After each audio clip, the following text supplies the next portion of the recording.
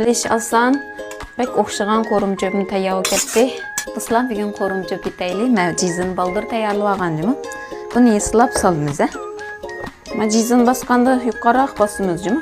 Ana keyin nefes chiqadi, tomog'imizga o'xshaydi. Majizini bir tortib yuqoriroq qilyapmiz-jimi? Buni bo'sharoq uribla, mendan bir necha kesib o'tay. Qo'rg'an deyman, uzun ketadiki. Çöp yuqulgandan keyin 2 minutlar atrofida qaynab saqlab pishib ketadi.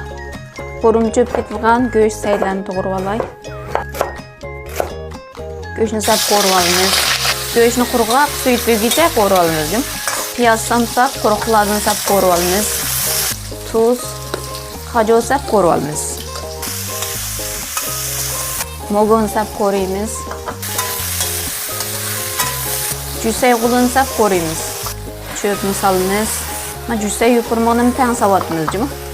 Azroq jon yuvib, ochiq suv, bir necha o'rsaklar o'xshagan qo'rimchobimiz tayyor bo'ldi. Qarangizlar, qo'rimchobni o'xshab ketgan. Uyda saytallaydigan bolalarga aytasizlar, shunchalik yoqtirib qo'ydi. Sizlar aytmoqsizlar.